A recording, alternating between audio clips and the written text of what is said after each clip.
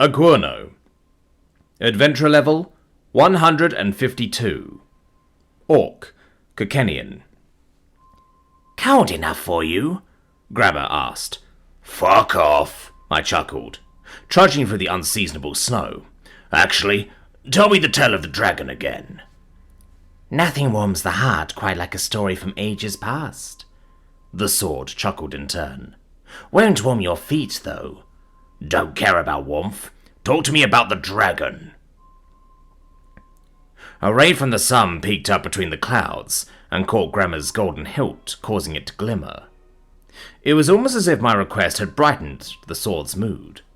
He was a fine weapon, with a carbon steel blade that stretched the length of a normal orc's torso. I had been extremely lucky to stumble across him. I guess you're hoping that the more I tell you, the more I'll recall, yes? His voice appeared in my mind. Indeed, I replied. Swords that talk aren't common, and knowing your origin could be useful. I suppose I have nothing to lose, and only my memories to gain. Fine, then. There was once a dwarf, though much different than those you know of. He was neither short in stature nor of worldly origin. This dwarf was greedy and stole something magical, I believe. This transformed him into a dragon. A different kind of dragon than those that rule the skies here, yes? I asked. Oh, yes. Your dragons are either beasts or noble, neither of which is prone to acts of wickedness. This creature, though, was despicable in every sense of the word. The person he stole from was his father, and he killed him to do so. Then he killed many other people, stealing from them as well. It was my third or fourth wielder, I believe, that had me reforged specifically to kill him. Ah, reforged. That's new. Why did you need to be reforged? I was broken. I do not know how nor why, but I get the sense that it was a betrayal. Yet the betrayal was an inevitable one. Expected, even. I see. Do you remember the name of your dwarf-turned-dragon? Or of the warrior that slew him? No. I recall the sounds Far and Sig, but know not which is which. The sword sighed. A shame. That wielder was a decent person. Flawed, of course, as all mortals are, yet a good person nonetheless. Was he an orc? I asked. I don't know. His figure was similar to yours, though he was much smaller than you. Warm hands as well. Anyway, once I was remade, he set out to hunt the dragon. We found it hiding on a pile of gold and treasures within a large cavern. And how did you kill the dragon? My wielder dug some trenches in the entrance to the cavern and hid within them. Then he called out, and the dragon came running to defend its hoard. When the dragon passed over us, I was thrust deep into its shoulder, slicing a large artery. What happened next? They spoke to each other, as was custom for those of that world.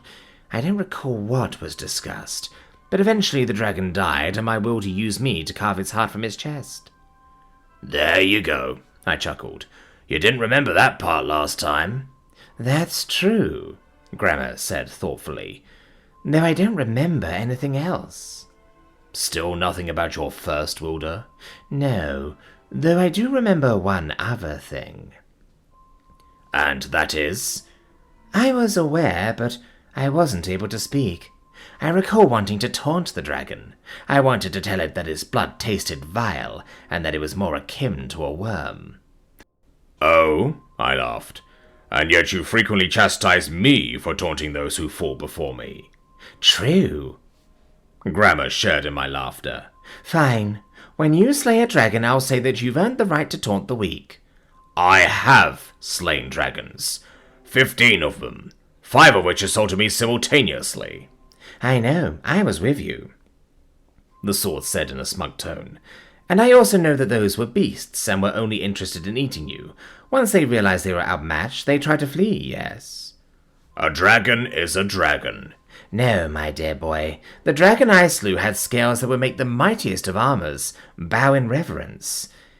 That is why my wielder had to strike at his underbelly. And that dragon was smart. If my wielder had faced it head-on, the dragon would have won handily.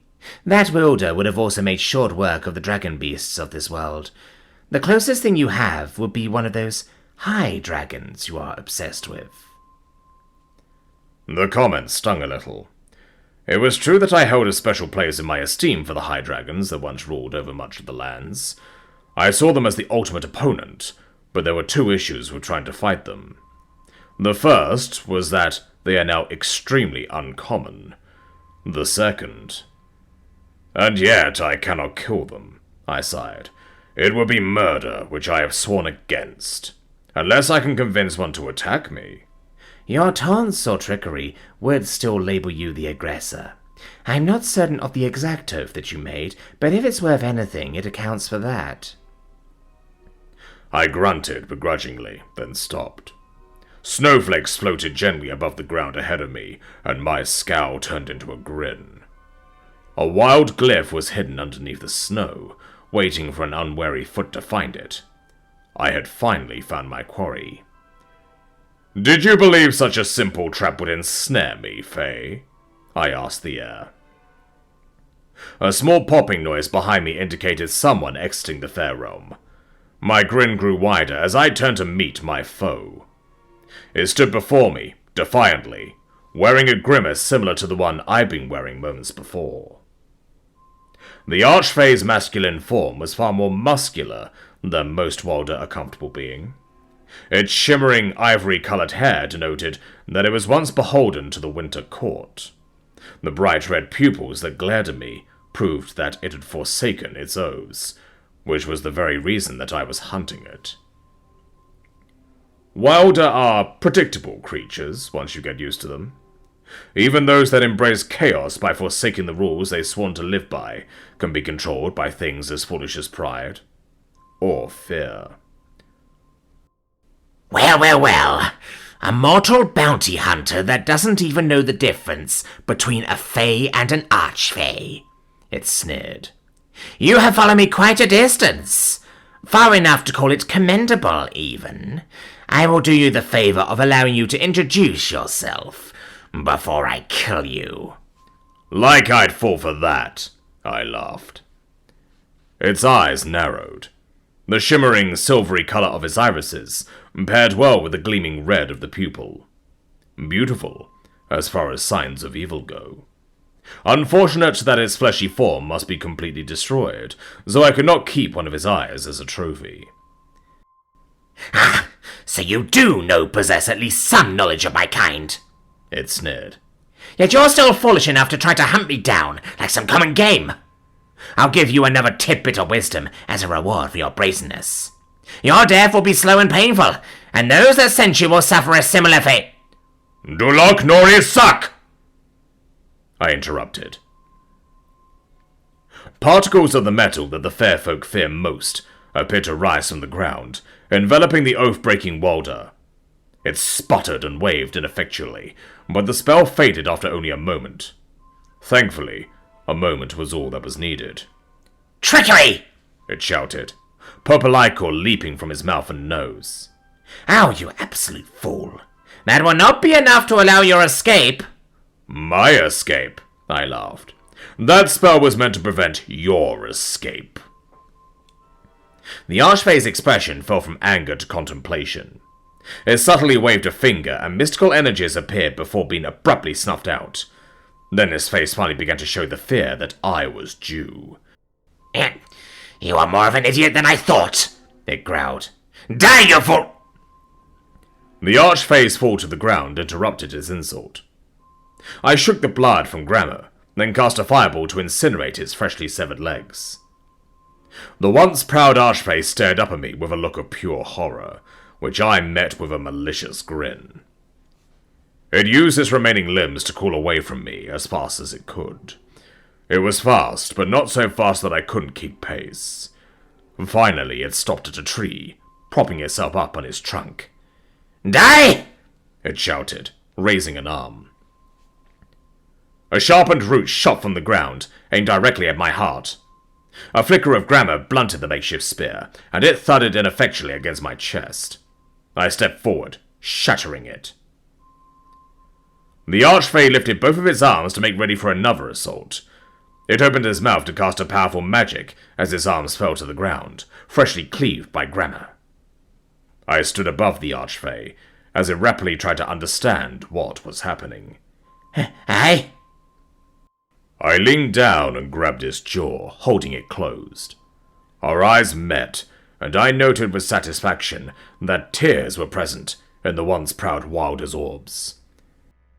It made one final attempt at blubbering, before I removed its ability to cast spells.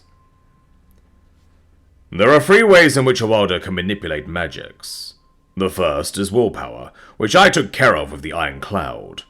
Then there are gestures, which the severing his limbs prevented.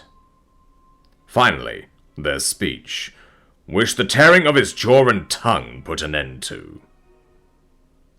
It gurgled a scream as I rose back to my full height. "That's that," I said, staring at the pathetic mess blubbering before me. "Would you like me to introduce myself, now that my name is of no use to you?" The arch-fae bled from his wounds, twisting in agony. I realized that it was trying to slink away from me like a worm, and I nearly laughed. Many immortals have believed themselves to be stronger than me, but this is always the result. "You will hear my voice, Veilen." The arch-fae stopped moving and stared at me in shock. Slowly, understanding dawned within its eyes. It knew who sent me and why. Still had to say the words, though. "I am the chosen of the Winter Court, slayer of dragons, killer of giants, mightiest of mortals, the living legend, Aguano. I accuse you, Veilen. You have betrayed your oath to the cycle of seasons, and refused the burden of the cycle of fairness. You have forsworn your pacts with the people of Yilin Village, committing unjust atrocities against them, and damaging the reputable name of the Court of the Wild. Of these actions you are hereby accused," I said, then sneered. "What say you in your defense?" The arch-fae, obviously unable to speak, sat silently. The tears that had welled up in his eyes finally flowed freely, and the red in his pupils dimmed. A good sign that it would try to repent. My sneer faded into a somber expression. "You say nothing. Your actions are indefensible. By order of the Court of the Wild, you will be executed. As the chosen of the Winter Court, I will carry out your execution. Do you need a moment to offer a prayer to the higher ones for leniency?"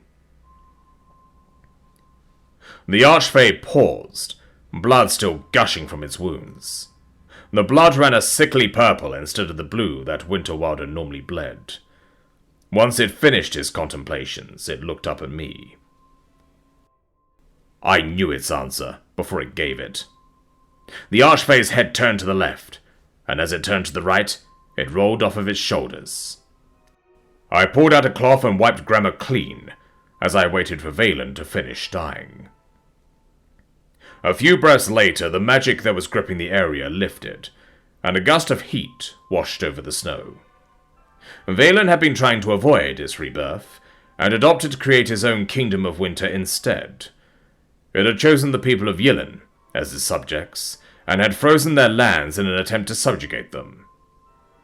Dwarves are more sturdy than that, though. Especially the dwarves of the north, who are forced to live through brutally cold winters. Veilen's efforts weren't even as intense as the passing season had been. The arch-fae's magics had caused them to delay their farming, though, which may result in famine in the nearby cities. "Well, the queens will be pleased," Grammar said. "They should have asked for my aid sooner," I grumbled. "The peoples of this land are good and kind to the fair folk, but now they'll suffer due to their damned stubbornness." "They're not the only ones that are stubborn." "Careful, Grammar. I'm not in the mood for a lecture." "I have nothing to give for your mood, Zork. I will lecture you until you submit to my whims." I brought the blade up to my face and glared at it. This resulted in glaring at my own reflection, and the irony wasn't lost on me.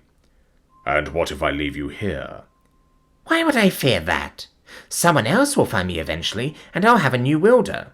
Meanwhile, you'll have to find a blade that can withstand your might. Shall you cut off your nose to spite your face?" I gave the sort of disgusted look, again aware of the irony, and cast a fireball on Veilen's corpse. I made certain that the spell would burn the tree that sucked the arch-fae's corrupted blood as well. No telling what diseases that may cause the plants to suffer. I say this because I wish to see growth within you, Iguano, Gramma said.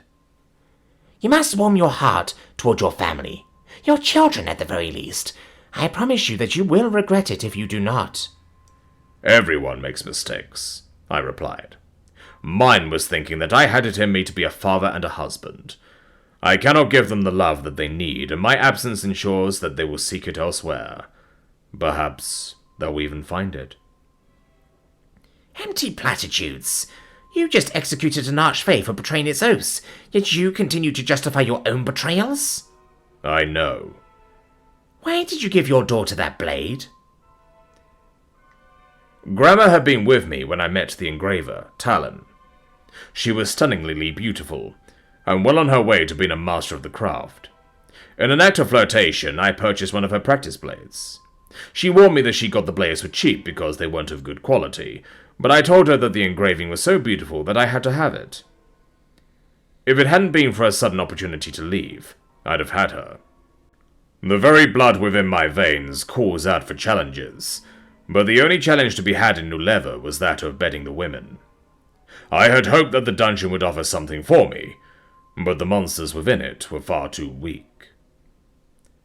The other adventurers in the settlement held contempt for my strength as well. Not a single one of them was strong enough to stand by my side, and even if they were, I had no need of a party. As such, my attempts at maintaining my sanity with the dungeon were threatening their livelihoods. So when I got the chance to leave, I took it. Alern's mother hated me, so he was already used to my absence. Nima, though, became crestfallen at the idea of my departure. Her cries cut deeper than any blade ever had. I gave her the knife to shut her up, I said, watching the tree burn. A lie of admission. You gave her that blade because you couldn't bear the thought of staying, and she had the power to convince you to. Maybe, I chuckled dryly. But then what? I would be miserable in Nuleva, and all of the monsters and villains I've slain since my departure would still be alive. Or someone else would have shouldered those burdens. There's no one as strong as I am, I scoffed. Even if other adventurers had been successful, they would have taken longer to get the jobs done. That would have cost lives. Hero's guilt, then. Gramma let out a condescending laugh. Tell me a thing, Iguano. An arch-fae is a dangerous and cunning foe, even for one as strong as you. So how, then, did you so easily best that burning corpse? What was your advantage? It's pride. I see. Do you... No. I lied. A sudden and suspicious case of blindness, then. Shall we seek a healer? Nay, your justifications reek of pride, Orc. I have forgotten much of my past, and there are many things that I do not know. However, there is one thing that I know for certain. Fate has the cruelest of humours. Do you believe yourself stronger than fate? Whatever, I grumbled, as the tree collapsed in a pile of ash. Finish your lecture, Blade.